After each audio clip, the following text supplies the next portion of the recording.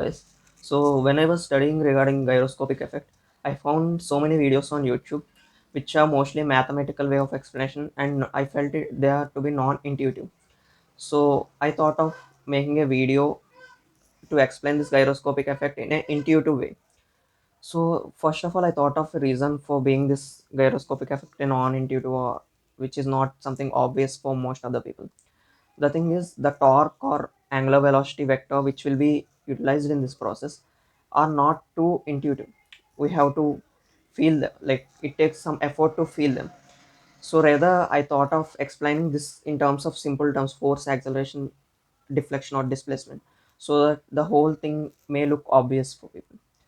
So here is what I have thought of. Let us say this is a disk. Imagine it is attached to a rod. Now, without giving rotation to it, if you left it freely, what happens? If you isolate this disk itself and observe carefully, there are two things that are happening. One thing is this disk is getting translated to downward position. Another one, this is rotating along this axis. Okay, the axis perpendicular to the marks I have given. It is rotating along this axis.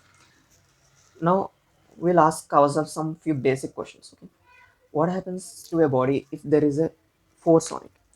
It accelerates, obviously. Now what happens if a force is just for a small instant and after that force disappears?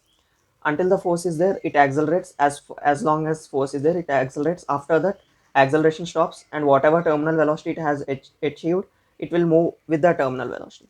So you remember these 2 points. Okay, these will be helpful when understanding this. Now here I have made two marks. Okay, imagine this desk to be rotating one, and at a point during the fate of this, due to the fate of this disk, let us say at point t, this is having some small flip, let us say some small theta flip. Now what happens due to this fate? Let us imagine these two marks are on the top. Okay, one mark is on the top of the disk and another one is at the bottom of the disk.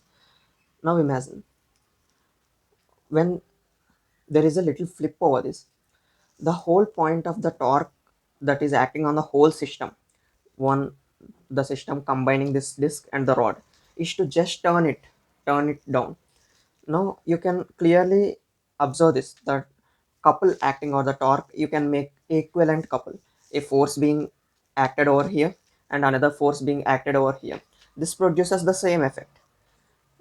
Let us imagine a force being acting upon this mark and from the another side on this mark.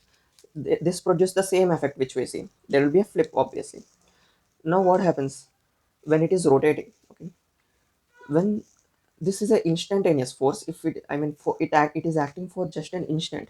If this is rotating, if it is not rotating, same points are being acted by the same force for long period of time.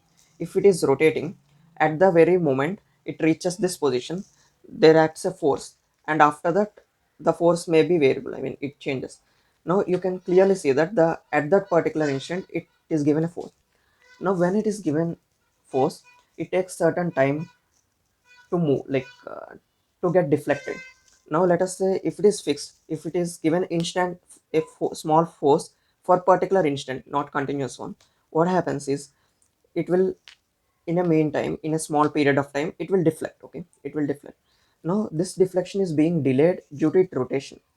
When it gets the maximum deflection, these two marks won't be anymore at this top position, it may be somewhere. Let us talk a condition where these two marks reach the perpendicular axis to the previous axis. Now you can see the deflection is being turned to 90 degrees. So instead of this whole thing deflected in this way, due to the force acted a t period of t time period before, that is being affected after t time. Now the deflection will be in this way. You can see this, right? Here initially it is like this. The deflection is intended to create in this way, but instead of that, this will be deflected in this way. Now you can see, let us, this is the disk. Now normal will be the perpendicular to this area.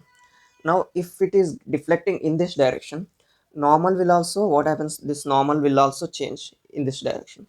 So normal is getting deflected, the angle of normal is being changed. Now because of this deflection, the normal is being changed. Now there will be another two um, small elements at that position. Now due to this again there will be a deflection. So normal again being deflected. So whole thing will revolve around itself instead of falling down. This is the basic process of gyroscopic effect. Now the another one is translation. Okay, if you take off the whole system as a single thing, you can clearly see this translation does not happens with rotation component. If rotation is itself not allowed, so it won't fall down, it will instead it will rotate around the axis of the rod. Okay, thanks for watching.